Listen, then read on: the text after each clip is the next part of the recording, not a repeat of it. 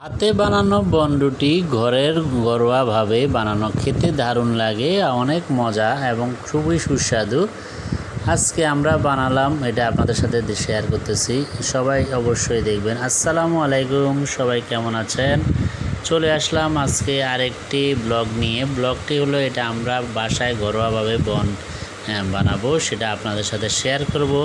কিভাবে বানাই, কি লাগে, কি আমরা মিক্স করি, অবশ্যই আমাদের সাথে থাকেন এবং পুরো ভিডিওটা না টেনে পুরো ভিডিওটা দেখবেন। অবশ্যই যারা আমার ইউটিউব চ্যানেল থেকে দেখছেন অবশ্যই আমার চ্যানেলটি সাবস্ক্রাইব করে দিয়ে আমার পাশে থাকবেন। আমরা কিছু ময়দা নিলাম এবং একটা ডিম নিলাম এবং সাথে কিছু দুধও নিলাম, দুধের গুঁড়া, এবং একটু তেল দিয়ে নিলাম, চিনিও দিয়ে দিলাম। এগুলো ভালো মতো নেড়ে আগে একটু এটাকে ভালো মতো নেড়ে কিছুক্ষণ রেখে দিতে হবে। আগে মিক্স করে নিই। মিক্স করার পরে আমি আপনাদের সাথে একটু এবং শেয়ার করতেছি। মাঝে মধ্যে আরও কিছু আপনার পাউডার আছে, যেমন এটা হলো বেকিং পাউডার, তারপরে কর্নফ্লাওয়ার, সব কিছুই একটু মিক্স করতে হয়, কারণ আসলে আমি অনেক কিছুর নাম জানি না। তারপর বানাচ্ছে আমার ওয়াইফে, আমি সাথে ভিডিও করতেছি আর ভয়েস দিচ্ছি আমি নিজেই। সেজন্য অনেক কিছুর নাম না জানার কারণে আমি কিছু বলতে পারি না। আমি আধা ঘন্টার জন্য রেখে দিলাম, আবার আধা ঘন্টা পরে আসি। আমার আধা ঘন্টা শেষ। দেখেন এখন আমি এগুলোকে গোল আকারে আমরা গোল আকারে করে রেখে দিচ্ছি। দেখেন গোল আকার করে এভাবে মানে ছোট ছোট সাইজ করে রাখতেছি। আমরা মানুষ হলো 3 জন, সেজন্য বেশি বানাচ্ছি না, কারণ অল্প বানাই, এটা বেশি দিন রেখে খেলে আবার ভালো লাগে না। সেজন্যে আমরা আপনার তাজা গরম খেতে কিন্তু অনেক ভালো লাগে, সেজন্য জিনিসগুলো বানাচ্ছি। দেখেন আমার প্রায় অলরেডি 5টা-6টা বানানো হয়েছে। আমরা মানুষ 3 জন, সেজন্য 6টা বানাইলাম, বেশি বানালাম না।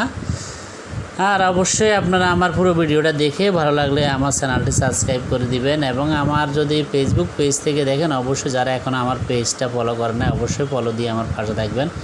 দেখুন আমি এখন চুলাই দিয়ে রাখছি, চুলাই দিব এগুলোকে একটু সিদ্ধ, মানে যেন ফুলে এগুলো পানি আবার ওটার নিচে পানির উপরে কিন্তু।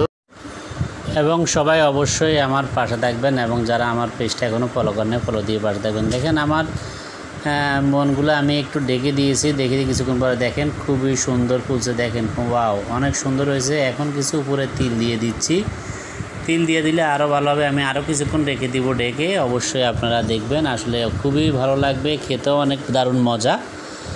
আপনাদের সাথে শেয়ার করতেছি, আপনারা এরকম ট্রাই করতে পারেন।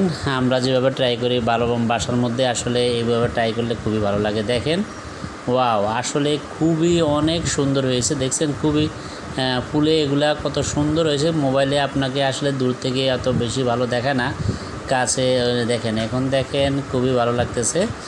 যাক, আমার যেহেতু বনগুলো বানানো শেষ, সবাই আমার জন্য দোয়া করবেন এবং সবাই অবশ্যই